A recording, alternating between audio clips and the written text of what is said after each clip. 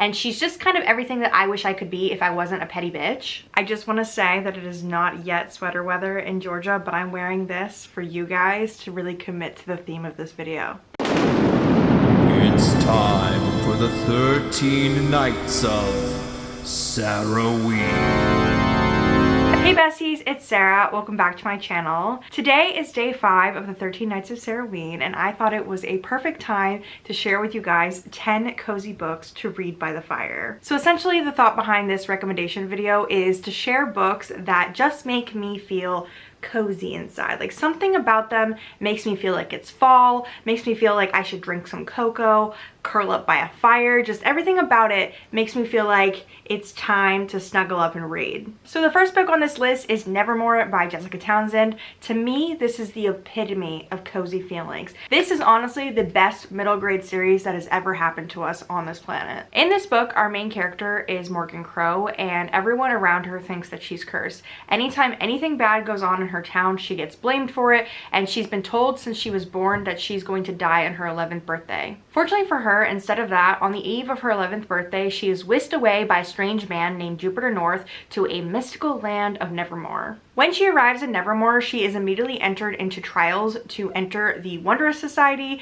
and she slowly but surely starts discovering the world of Nevermoor and piecing together her identity and how she came to be here. If you have been looking for a fix ever since J.K. Rowling ruined Harry Potter for you, this is it. This is it. It's so fantastical. It's so whimsical. Everything about it is so delightful. There are 3 books already out in this series, and I have loved every single one of them. I'm so excited for the 4th book. I think it was supposed to come out this year, but it's not coming out until next year. But everything about this is just chef's kiss. So fun, so cozy. What's so great about this book is that even though it is middle grade, it can be read by anyone of any age. It's not really written in a particular way for any age group. And if you are a parent, this is a great book for you to read with your children, or if you're an adult like me that doesn't care about kids, you can also read it and have a good time. The next book on my list is another all-time favorite of mine, and that is Anne of Green Gables by L.M. Montgomery. If you've been following me this year at all on my channel, you know I've become an Anne of Green Gables bitch. Half the reason that I'm a redhead is because of this little girl right here. So in this book, we are following Anne, who is an orphan, and at the very start, we have Matthew and Marilla, who are siblings that own a farm,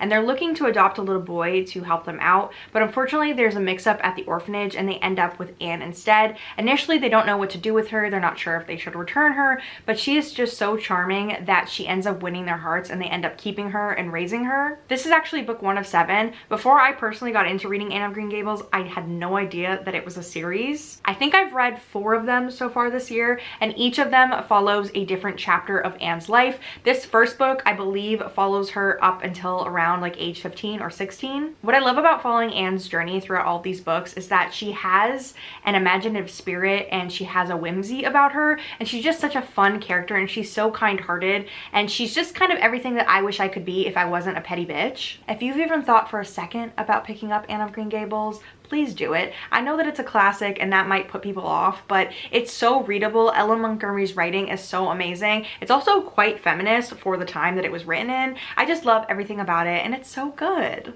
The next book on my list is The House in the Cerulean Sea by T.J. Klune. This is a very popular book. You've honestly probably read it before, but what is a cozy list without putting this on it? In this book, we have our main character, Linus Baker. He is a lonely, middle-aged man working as a caseworker for the Department of Magical Youth. His job entails visiting government-funded orphanages and creating reports based on what he sees there. He's always complimented for his no-nonsense approach to work, and he takes things extremely seriously and never deviates from the path set before him. That is until he gets put on the case of the island that houses the most dangerous magical children. I absolutely loved every single character in this book. All the children on the island were so adorable, and they all had great personalities and different backstories. I also really loved the budding romance between Linus and the man that runs the orphanage. Just picture this. It's a crisp day outside. It's under 50 degrees. You're staying inside. You're curled up on the couch. You got fuzzy little socks on and a little fleece blanket, and you've made a little hot chocolate, maybe a little Swiss Miss action, and as you're drinking it, the tiny little marshmallows inside are melting in your mouth, and you just feel warm and good inside.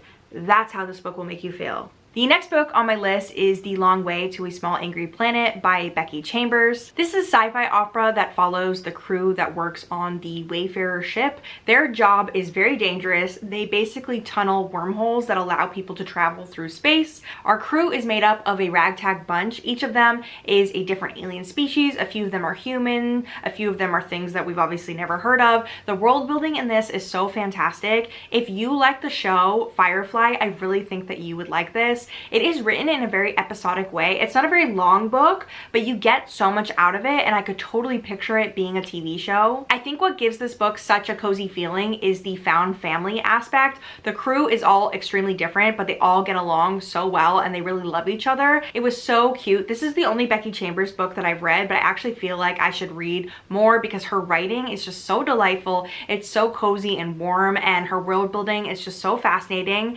And I don't read a lot of sci-fi operas, but this was just so good. Up next, we have The Switch by Beth O'Leary. This book falls somewhere between women's fiction and romance. I don't really know exactly how they categorize it. There is a bit of romance in this, but I actually liked this a lot more for the platonic and family relationships. So in this book, we have two main characters. We have Lena, who's in her 20s, and her grandmother, Eileen, who's in her 70s. Lena has recently been forced to take a sabbatical from work after bombing a huge important presentation, and then her grandmother is recently single and feeling very lonely in her small town. So they get the idea that maybe they should switch houses for 2 months. So Eileen goes to London to stay in Lena's flat, and then Lena goes to Yorkshire to live in her grandmother's house. I will say that this is not my favorite book of all time, but is a super cute read, especially if you're a fan of the movie The Holiday. It kind of just gives those same vibes. Like I said, there's light romance, but there's a lot of platonic love in this book. I loved all of the relationships between Eileen and the people she meets in London, as well as Lena and the people she meets in the countryside. To be honest, Eileen was my favorite character. I liked reading from her perspective the most. I just loved the idea of this elderly woman going out into London and trying to find love and make relationships and make connections, and it was super cute. The next book on my list is one that everyone brings up when they talk about cozy books, and that is Every Heart a Doorway by Sara I.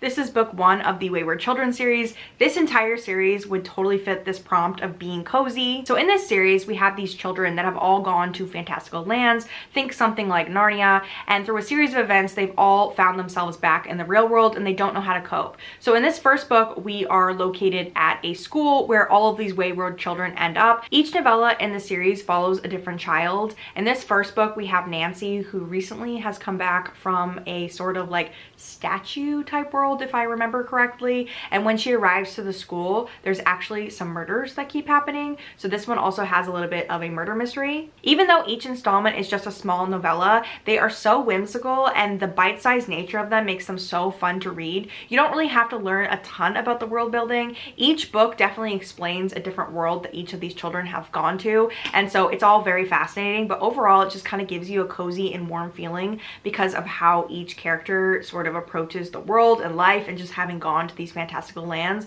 And I really enjoy the fact that every other book takes place either at a school or in one of the whimsical worlds. Next, we have Persuasion by Jane Austen. This might feel random, but let me tell you, most of Jane Austen's books are very cozy feeling. For those of you who don't know, I have recently become a classics girly, and I read all of Jane Austen's books for an experiment. I can link that video down below if you want to see my feelings on all of the books. But Persuasion is by far my favorite of all of the books. This book is a second chance romance between Anne and Captain Wentworth. When Anne was around 19 years old, Captain Wentworth proposed to her, but unfortunately all of the elders in her life told her she should turn him down because they thought that he was below her station. Now, 8 years later, Captain Wentworth has returned, and Anne's not really sure what to do with herself because she scorned him in the past. In true Jane Austen fashion, this is full of pining, angst, humor, declarations of love. It has it all. I will say this is one of Jane Austen's more serious novels. Like I said, there's still humor in it, but overall this has more of a serious vibe because it is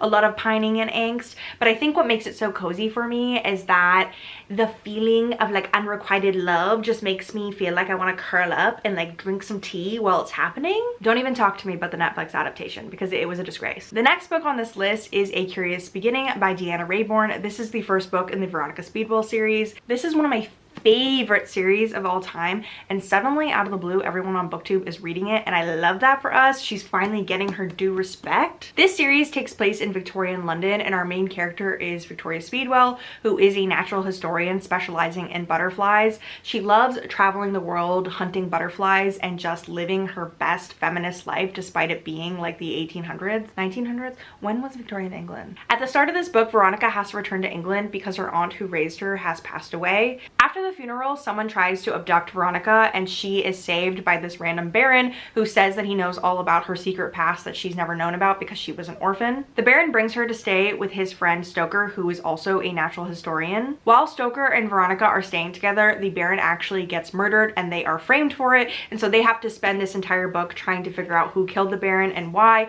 Every book in this series is Veronica and Stoker solving a different mystery, and it's just the epitome of cozy mystery. It also just gives you those vibes of it being on like a foggy London street. I will say there's a couple of books where they're not exactly in London, but overall you get what I'm saying. It just has that Victorian wit, it's funny, it's cozy, it just has good vibes. It's the kind of book that you would definitely want to curl up and read by a fire. The next book on this list is another all-time favorite, and that is Ella Enchanted by Gail, Carson, Levine. I'm starting to realize there's a lot of all-time favorites on this list, so perhaps I really love cozy books. I did not know that about myself. This is a Cinderella retelling. Obviously our main character is Ella. When she was born, she was given the gift of obedience by a fairy. Unfortunately, that gift wasn't really a gift because it went a little bit too far. So no matter what command you give Ella, she has to follow it. So if you say eat your dinner, eat everything on your plate, she has to keep eating until you tell her to stop. And so this leads to a lot of different mishaps, and it's very unfortunate. In typical Cinderella fashion, Ella's mother passes away, and then shortly after, her father gets remarried to an evil stepmother. He dies as well, and so she's left to the clutches of her stepmother. This is just such a middle grade classic. I'm sure you read this when you were a kid, and if you didn't and you've only seen the Anne Hathaway movie, that is a crime and you should read it right away. It's just so cozy, it's so whimsical. I love everything about this world. It's so interesting, and this book has always brought me a ton of comfort. I just have always enjoyed it. I've read it multiple times. Like I feel like I've read it like at least 5 times. I read it a bunch when I was a kid, and I've also read it as an adult, and I feel like I'm actually already due for another reread, so I'm gonna curl up by a fire and read this myself. And then the last book on this list is going to take a random dark academia turn, and that is If We Were Villains by M.L. Rio. Okay, I'm so sorry. I was in the middle of talking about If We Were Villains and I literally almost fainted, so I had to switch my sweater. So we're just gonna start over talking about this book. I'm so sorry. I'm not cute anymore, but I was so fucking hot I had to change. So at the start of this book, we have our main character Oliver being released from prison. 10 years ago, he may or may not have committed a murder. Upon Oliver's release, he's met by the detective who arrested him, and so Oliver decides to recount the story of what actually happened. The story takes place on a college campus. Oliver is in a close-knit group of friends who are all studying theater and Shakespeare at a very prestigious liberal arts college. Throughout the story, we find out that one of the friends actually ends up dead, and so Oliver is sharing all the sordid details with the detective and us as well. What I loved about this book is that the setting is palpable and it's moody, and everything about it feels like crispy leaves being crunched under your feet. I would really recommend this to anyone who enjoys dark academia and pretentious characters. Everything about this college campus just kind of gives like fall cozy vibes, but like also there's a murder happening, so it's like not that cozy, but like cozy in like a way that dark academia is cozy, you know what I mean? A lot of people compare this to The Secret History. I did not personally like The Secret History. I actually liked this a lot better, but I've heard vice versa from other people, so take what I say with a grain of salt. But if you're looking for a dark academia book that you haven't read yet, I definitely would recommend this. Everything about this book gives fall vibes. It's giving New England, it's giving pretentious, it's giving secret society vibes. It's a good time. But that pretty much brings us to the end of this list. I'm so sorry that I had to change it on my sweater, but I literally was going to pass away if I wore it for another second. I was being so serious when I said that it's not sweater weather yet here. Let me know down below what your go-to cozy books are. I would love to add to my own TBR, and thank you all so much for watching. You're all beautiful. Have a nice day.